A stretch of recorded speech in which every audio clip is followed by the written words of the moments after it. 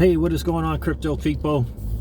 It is the Crypto Siege with another day in the life, in the crazy life that is the digital asset space. Good morning. Happy Wednesday to you. Happy hump day. What an exciting time to be an early adopter in this new asset class that is the digital asset space. Yes, sir. Another drive time video. Wanted to just hang out with you guys this morning for a little bit. We got some errands to run before we head out for our all expenses paid trip to Mexico. And I wanted to do a drive time video. I had this idea about 2 or 3 days ago. I said, you know, it'd be a good idea to do a drive time video in our neighborhood. In this neighborhood here. It's pretty cool spots. It is in our top 3 list, in the top 3 for where we would like to kind of do our forever home, if you will. So in any case, guys, I hope you guys are doing well. I hope you're doing swell. What is that? That is different. You ever see that? Is that solar stuff on there? I think that's solar. Snacking them up to later. Oh, okay. Yeah. So very interesting time with the market. That crash was interesting, and I think it's still kind of going on. I hope you guys had some cash on the side, able to participate in them buying the dips for sure. If I get distracted, it's only because I'm checking out these homes here. They're really cool. For sure, I think we'll go left here. But in any case, guys, yeah, the market is doing what the market does. I don't even know what BTC is. I checked this morning. I think it was $46,700 or so. So that is very interesting. XRP, I think, wicked down to below $1, almost right around $1.10. So, you know, what can you do? But I guess the big news is coming out of John E. Deaton's camp. Lots of tweets. The guy is definitely on it. You know, there's this recent thing about the FOIA request for Hinman's calendar. I found to be very interesting. And why isn't this information available is very intriguing to me. But John E. Deaton is, again, he is that pit bull. He will not let go of it. And so we will see what comes from that for sure. But wow, that Bryan Armstrong, did you guys see that tweet from Bryan Armstrong? It was 20 tweet compilation, but coming out of his camp about the SEC wanting to, threatening to quote unquote sue Coinbase. Threatening to sue Coinbase. That is very interesting because they want to get into the lending space.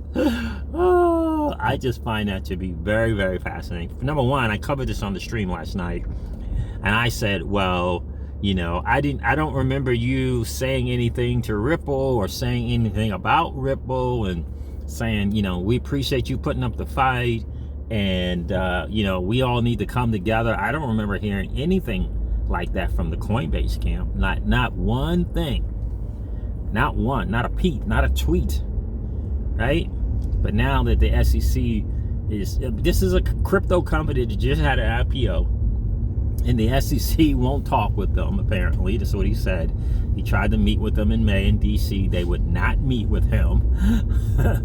and now he just gives them a heads up that he's wanting to get into the lending space. Probably very similar to what Celsius is doing, and they said no. And they said if they did do that, they'd be Coinbase would be offering us a security, and that they were going to sue them. I gotta tell you, I find that to be very odd, very odd. And I've said this on the channel before, that look, the fight has to come from the PAC and the lobbyists, because the bank king cartel has made it very, very clear what the strategy is. You know, they're getting all of these custody solutions in place so that they can custody assets, right? So that they can, you know, participate in this game and custody assets the same way Coinbase does, the same way that the big people do. That is the bottom line. And we cannot forget Clayton and what's his name? Gary Gensler's background. You know, they both were Goldman Sachs, right? Certainly Clayton's wife, but you know, it's very obvious to me who's got their nose, if you will. They put them where they need them. They put Clayton where they needed him, and now they're putting they put Gensler where they need him as well. So you got to understand that this is the big fight, and this is what we said before, that you got to understand what Ripple is going up against. You know, they are the disruptor, without question. Crypto industry as a whole is the disruptor, without question. And Congress is going to need to get involved. But look, unless our lobbying is bigger, it's going to be an uphill battle. That is the bottom line. I feel like we're seeing some homes we didn't see before. You feeling that? That is the bottom line. Look at that thing there. That is the bottom line. And I tweeted this out last night, you know, in reference to Bryan Armstrong's tweet. I said, you know, it's time for you to put your money into this game, brother, because we got the news a few months ago from the Blockchain Association that Coinbase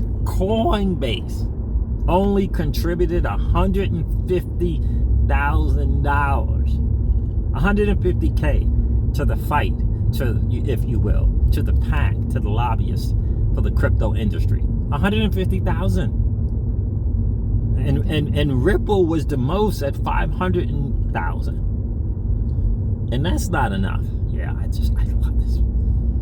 I just love this area. I really, really do. Right, so $500,000. That's it. I mean, think about that, guys. We got behemoths, Coinbase. We have behemoths in this industry. I don't know, maybe Binance can do some kind of proxy thing. I don't know. But come on, you know, billions and hundreds of billions of dollars in valuations. They just IPO'd Coinbase, and all you can add to the fight is 150,000. That's unacceptable. That's unacceptable. You know, and now that they feel, right, the wrath, or it looks like they're going to feel the wrath of the SEC. Now they're saying we should come together. Let's come together and lock arms. Yeah, you didn't say that when what happened with Ripple. You didn't say it then. So I do love what's his name's tweet in reference to Bryan Armstrong. Darlinghouse tweet. He put a GIF out. It was Bruce Willis from that movie. I forget the name of the movie now, but he says, "Welcome to the party, pal." You remember that scene in the Bruce Willis movie from years and years ago? Bryan Darlinghouse tweeted that out to Bryan Armstrong. "Welcome to the party, pal."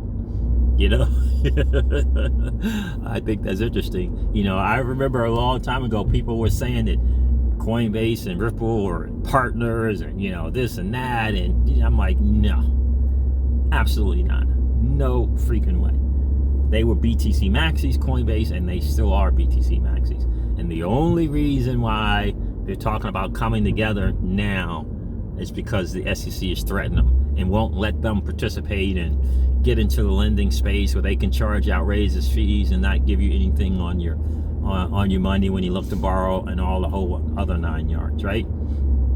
So, but in any case, John Deaton, you know, he responded to Bryan Armstrong's tweet as well, but his was in reference to, I told you, this wasn't just about Ripple. And he's right. He said that from the very beginning. This lawsuit against the SEC from the SEC was not just about Ripple. It's about the crypto industry. Darlinghouse said the same thing. Said the very same thing. I like those homes too, right? That this is about the crypto industry. And he's absolutely right. Absolutely right. And so, Gary Gensler trying to go after Sushi Swap, I heard, and Uniswap, right? Uniswap is just killing it, right? So they're trying to go after those people as well. So very, very interesting to see what is going on. I may need to go back down that one, huh? To see what is going on. But understand, guys, this is the fight. And hashtag Gary Gensler is not your friend. Let's get that going on Twitter. Hashtag Gary Gensler is not your friend. He is not your friend. And I am convinced, 1,000% convinced, that they put him where they need him. And that's where he is right now. He's in a position to slow down and, if you will, cripple the crypto industry, right? For the banking cartel. Right? To try to slow it down, right? Because they want first to the party. They are so used to being first to the party, and they were not. And now their way in is to try to be this custody thing, and then they can start with their clients, and then obviously go to retail as well. I got a question for you, though. I'm just alarmed at times where people want to go back to the traditional financial instruments. It amazes me. It amazes me that people still want to do that when they have, and just understand that it may be named ABC, whatever, but you can bet that 2, 3, 4, 5 levels above that is BlackRock, is JP Morgan, is Goldman Sachs. You better believe that, right? So for me, you can keep your custody solutions, JP Morgan and Goldman Sachs. You can keep them. I'm staying in the digital asset space. I'm staying with the decentralized platforms who have from day one been looking out for the average Joe and the average Jane.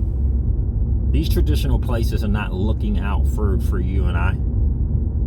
They're not. They are just not. And so look for the crypto platforms that can offer the same self-directed, if you will, right? The crypto's version of self-directed IRAs. The crypto's version, right? They had their chance. Traditional finance had their shot, and they chose to take advantage of us, the average Joe and the average Jane. They decided to take advantage of us. And just like Alex Mashinsky says, when you got the likes of JP Morgan making tens of billions of dollars in a quarter of net profit, why can't they and their banks give you interest, give you yield on your money? Why is that? Why is it? Because they're giving it to themselves and to the shareholders, right? And so it's mind-blowing to me that people in this digital asset space, and I'm talking to content creators, they want to promote these traditional financial products and not promote platforms like Celsius that are looking out for you and I. 80% of the gross, I believe, back to you and I, the depositors. Got to think about that. There's a reason why they have nearly 25 billion in assets under management, right? Celsius needs to be talked about more, right? It really, really does, because it's a platform that is looking out for the best of the average retail investor, the average Joe and Jane in this space, right? It may not always be the highest yield, but it's never the lowest yield. And without question, it's a platform that looks out for you and can keep your stuff safe. Which is most important. And by the way, they understand where the real fight is. Right? And so we need to support in my opinion, let's support the platforms that are supporting us, that are looking out for our best interest. like Alex Mashinsky has been saying from day one. So in any case, listen, the Ripple versus SEC lawsuit is a big deal. John E. Deaton's motion to intervene is a big deal. And it's very interesting to me that a crypto company that publicly had an IPO, which has to get the blessing of the regulators. You got to do this step, and you got to do that step, and you got to do this step. Is being threatened with to be sued if they choose to participate in the lending space, right? Because who's in the lending space? JP Morgan and Goldman Sachs and a bunch of them, right? You got to get that bigger picture, guys. You got to get the bigger picture, right? And the Blockchain Association with the PAC and the lobbying efforts, that is where we have to win. And that's why I tweeted out to Bryan Armstrong, yeah, you need to put your money in this game, bro. That's what I said. That's what I tweeted out. You need to put your money in this game. 150K is not going to cut it. So we'll see. We'll see. I haven't had a chance to check on Twitter to see if he responded or if anyone else responded to that. But that is the fact. Only 150,000 to the Blockchain Association. I don't think we're big here yet. It's not going to cut it. That's just the bottom line. So two things. Tweet out on Bryan Armstrong. Respond to that comment. And say, hey, you need to put your money where your mouth is, friend. Talking about locking arms and sticking together, right? And then hashtag GaryGensler is not your friend. That's a new build right there, huh? Mm-hmm. GaryGensler is not your friend. So, guys, listen, I'm going to wrap it up here, but I do want to remind you, go check out the Bryan Armstrong tweet on Twitter. It is quite the buzz, I'm sure. I am sure. And give some shout outs to that dude, John E. Deaton, for being the pit bull that he is and not letting go of this. I think it's tremendous. And I really, really do believe that Congress will one day get involved in this Hinman and the Ethereum free pass crap and all of that. Once it's a slam dunk in terms of what's the word? The stench, the kind of whole nastiness of it all. Which way? I think they will get in, right? Because it's going to become very, very obvious there was some kind of collusion from Hinman and or Clayton and Ethereum. So, do we want Ethereum to get in trouble? No, we don't. But we don't want our regulators that are supposed to be, fair, picking winners and losers. And that's what's going on there for sure. All right, guys, listen, I'm going to end this video like I do all of my videos and remind you guys of this. That old money doesn't want you to win. They don't want us to win. They would rather that we remain a cog in their perpetual wheel of trading our time for dollars. They don't want us to play in the same playground that they play in, or we allow our money to work for us. This is our chance to win, guys. The digital asset space is our chance to win. We are in the midst of the greatest transfer of wealth in the history of man. Are you participating? Or are you standing on the sidelines? Here's what I do know. That the battle for you has already been fought. And the victory is yours. Go get it. I'll talk to you soon, guys. See ya. Bye. Bye.